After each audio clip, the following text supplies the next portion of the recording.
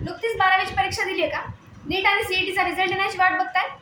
घरचे म्हणले किंवा मित्र-मैत्रिणी जात आहेत म्हणून सायन्सला ॲडमिशन घेतलं खरं, पण आता 12वी नंतर पुढे काय? कुठल्या फील्डला ॲडमिशन घ्यायचं? इंजिनिअरिंगमध्ये इंटरेस्ट नाही आहे, मेडिकल आहे, एवढे मार्क्स आपल्याला पडणार नाहीयेत, तर आता पुढे काय? जे करियर ऑप्शन म्हणून फूड टेक्नॉलॉजीकडे जर तुम्ही बघत असाल किंवा याबद्दल तुम्हाला माहिती नसेल, तर हा व्हिडिओ फक्त तुमच्यासाठी आहे. नमस्कार, मी तनया तुमच्या सगळ्यांचं परत एकदा स्वागत करते आपल्या YouTube चॅनलमध्ये. सारखेच तुम्ही विद्यार्थी असाल की जे द्विधा मनस्थित आहेत. माझा जनरल ग्रुप होता, मॅथ्स पण होतं, माझं बायोलॉजी पण होतं. मॅथमधून मी सीईटी दिली होती आणि बायोलॉजीमधून मी नीट सुद्धा दिली होती. नीटला मला तेवढे मार्क पडले नाही आणि मला इंजिनिअरिंग करायचं नव्हतं. मी माझ्या स्वखुशीने बी.टेक फूड टेक्नॉलॉजी या स्ट्रीममध्ये ॲडमिशन घेतले. माझ्या आज मैत्रिणी बघितल्या, माझ्या सगळ्या मैत्रिणी मेडिकलला आहेत आणि काही जणी इंजिनिअरिंग करतात. तर त्या दोन्ही ग्रुप्सचा स्ट्रगल पाहता मी स्वतःला खूप भाग्यवान समजते. मी स्वतःला खूप 4 वर्ष माहिती का हसत खेळत अभ्यास होतो, म्हणजे माझा पर्सनल लेवलवर मी सांगते, हसत खेळत अभ्यास करून डिग्री पास केली आहे. सोबत मी यूट्यूबचे व्हिडिओ सुद्धा केलेले आहेत. म्हणजे दुसरीकडे जाऊन शिकताय आपला मुलगा म्हणजेच तो हुशार आहे. कशा करून? म्हणजे 4 लोकांना आलेल्या गेलेल्यांना पॅरेंट्सला पण सांगायला चांगलं वाटतं की अरे तो पुण्याला आहे, हा आमचा मुलगा मुंबई. त्या मुलाला करमते का? तिच्या स्ट्रीममध्ये तुम्ही ॲडमिशन घेताय, ते विषय मुळात त्याला समजतायत का? त्याच्या डोक्यामध्ये जातात का? आपल्या मुलाची कुवत काय आहे हे आपल्या आई वडिलांना माहीत असलं पाहिजे. फूड टेक्नॉलॉजी हा कोर्स आहे की जिथे तुम्हाला प्रॅक्टिकली गोष्टी जास्त लवकर समजतात. बीटेक फूड टेक्नॉलॉजी 4 वर्षाचा कोर्स आहे. त्या 8 सेमिस्टर 4 वर्षाच्या कोर्समध्ये 52 कोर्सेस आहेत. कोर्सेस सब्जेक्ट 52 विषयांचा तुम्हाला अभ्यास करावा लागतो प्रत्येक सेमिस्टरला. 8-8, 9-9, 10-10 आणि शेवटचं जे लास्ट इयर आहे तुमचं, त्याच्यामध्ये तुम्हाला 4 विषय आहेत, जास्त विषय नाही आहेत आणि ते पण सगळे प्रॅक्टिकल नॉलेजवर आहे. त्याची रिटन एक्झाम होत नाही. आता खूप जणांचा गैरसमज आहे की PCM मधून ॲडमिशन होतं आणि मग PCB चालतो का? तर आमच्या कॉलेजचं स्पेसिफिकली सांगते, मी Rajiv Gandhi college of food technology Parbhani इथून बीटेकची डिग्री घेतलेली आहे. तर आमच्या कॉलेजला मागच्या वर्षीपासून PCB ग्रुपवाले सुद्धा विद्यार्थी ॲडमिशन घेऊ शकतात. एक पर्सनल सल्ला असा राहील बायोलॉजीवाल्या स्टुडंट्सला की शक्यतो तुम्हाला डेरिव्हेटिव्ह इंटिग्रेशनचे फॉर्म्युले थोडे तरी येत असतील, कुठेतरी कॅल्क्युलेशन करता येत असेल, तरच तुम्ही फूड टेकची डिग्री घ्या. कारण आता आमच्या कोर्सवाल्यांनी पण खूप थोडं शहाणपणाचं डोकं केलं, सिलेबस चेंज केला आहे. पहिल्या सेमिस्टरला आम्हाला मॅथमॅटिक्स हा विषय होता आणि तो आता त्यांनी कट केलेला आहे आणि तो सेकंड इयरला टाकलेला आहे. कारण मॅथमॅटिक्स सब्जेक्ट पास होऊ शकत नाही जर तुमचं 12वीला मॅथ नसेल तर. 11वी-12वी तुमच्याकडे मॅथ नसेल तर पूर्ण सेकंड इयरला जाऊन 12वीचं मॅथ रटत बसणे ही काही फार अभिमानाची गोष्ट नाही आणि ते तुम्ही करूही नाही असं माझं सरळ मत आहे. आणि या उपर जर तुम्हाला बायोलॉजी असून सुद्धा फूड टेक्नॉलॉजीच करायचं असेल तर तुम्ही नक्की घेऊ शकता, पण थोडीशी मॅथचा अभ्यास करायची तयारी तुम्हाला दाखवावी लागेल. अजून एक गैरसमज आहे लोकांचा की मार्क्स थोडेसे कमी पडले सीईटीला किंवा 12वीला कमी मार्क्स असतील तर मग तुम्ही फूड टेक्नॉलॉजी करायचं.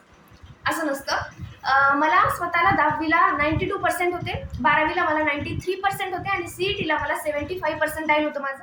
फूड टेक्नॉलॉजी ही अशी डिग्री आहे की ज्याच्यात तुम्ही कधीही मागे येणार नाही. आता कुणीतरी म्हटलं की जॉब्स नाही आहेत, तर असं नाही आहे. तुमच्याकडे जर ज्ञान असेल, तुमच्यामुळे एखाद्या कंपनीला फायदा होत असेल, तर त्या कंपनीला तुमची गरज आहेच.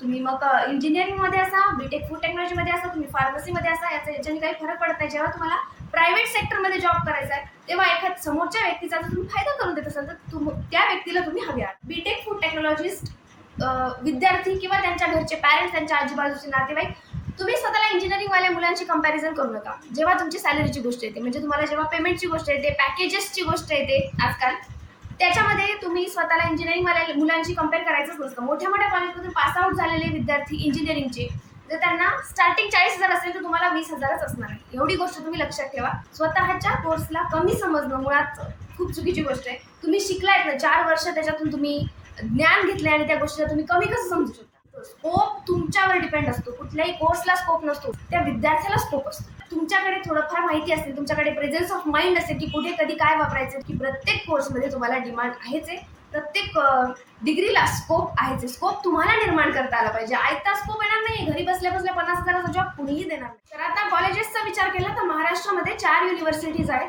पहिली युनिव्हर्सिटी आहे परभणीची वसंतराव नाईक कृषी विद्यापीठ परभणी. राहुरीची महात्मा फुले युनिव्हर्सिटी आहे. अकोलाची आहे पंजाबराव युनिव्हर्सिटी. दापोलीची आहे बाळासाहेब सावंत युनिव्हर्सिटी. तर अशा 4 युनिव्हर्सिटी आहेत ज्या की गव्हर्नमेंट आहेत आणि त्याच्या अंडर सेमी गव्हर्नमेंट कॉलेजेसची लिस्ट आहे. तर परभणीच्या कृषी विद्यापीठ अंतर्गत 13 कॉलेजेस आहेत. राहुरीच्या अंतर्गत 7 कॉलेजेस आहेत. त्याच्यानंतर अकोलाचे 2 आहेत आणि दापोलीचे 4 आहेत. आणि फीसचा जर विचार केला तर 1 लाखाच्या आतच सगळ्या कॉलेजेसची फी आहे महाराष्ट्रातल्या कॉलेजेसचा विचार केला तर. महाराष्ट्राच्या बाहेरचा जर विचार केला तर म्हणजे निफ्टीमधून तुम्ही जर करत असाल तर 2 लाख 1 ते 1.5 लाख रुपये फी आहे तुम्हाला. AIFT मधून जर करत असाल तर 2 लाख रुपये आहे. त्याच्यानंतर ICT मुंबईची 85,000 रुपये फीज आहे. ते सुद्धा स्कॉलरशिपचा खूप मोठा प्ले करतो, कारण 12वी पर्यंत आपल्याला कॅटेगरीज या गोष्टी माहीत नसतात, कारण सगळे सारख्या शाळेत सारख्या कॉलेजेसमध्ये असतात. पण इथून पुढे तुम्ही कुठल्या कास्टमध्ये आहात, तुम्हाला SC NT कुठली कॅटेगरीमध्ये येतात, तुम्ही ओपन आहात, EWS आहात, पॅरेंट्सचं जे वार्षिक उत्पन्न आहे म्हणजे तुमचं इयरली इन्कम जे आहे तर ते 8 लाखाच्या कमी असेल तर तुम्हाला फीमध्ये 50% ऑफ असतं. तर आणि याचा तुम्हाला सीटसाठी पण फायदा होतो. तर अशा काही स्कीम असतात. त्याच्यानंतर पंजाबराव सुद्धा एक स्कॉलरशिप आहे, मला वाटतं 35,000 रुपये त्याचे येतात दरवर्षी. आमच्या कॉलेजचं सांगते, माझं पर्सनल एक्झाम्पल, 84,000 रुपये फीस आहे आमच्या कॉलेज. EWS मुळे मला ती 48,000 रुपये पडते. आणि जर मला पंजाबराव देशमुखची स्कॉलरशिप सुद्धा अलॉट झाली असती तर मला 35,000 रुपये त्याचे सुद्धा आले असते, म्हणजे मला एक 10-20,000 रुपयेच भरायचं काम होतं. हॉस्टेल आणि मेसचा तर ते वेगळा खर्च झाला. समजा हॉस्टेलला इथे 12,000 रुपये वर्षाला फीज आहे आमच्या कॉलेजची, म्हणजे मी आमच्या कॉलेज पुरतं लिमिटेड सांगते, बाहेरचं मला माहिती नाही. पण म्हणतात आपण छत्रपती शाहू महाराज यांच्या अंतर्गत ही स्कॉलरशिप येते आणि ती कंपल्सरी सगळ्यांना भरावी लागते, कारण एवढी फीज द्यायला कुणी रिकामं नाही. बिग थम्स अप सगळ्यांना. आणि जे फूड टेक्नॉलॉजीला ऍडमिशन घेणार आहे, ज्यांचं पक्क झालेलं आहे किंवा हा व्हिडिओ बघितल्यानंतर ज्यांचं पक्क होणार आहे, त्यांना all the very best. Food टेक्नॉलॉजीबद्दल अजून काही जाणून घ्यायचं असेल तर मला कमेंट करा, मी परत त्याच्यावर एक व्हिडिओ घेऊन नक्की तुमच्या समोर येईल. नमस्कार.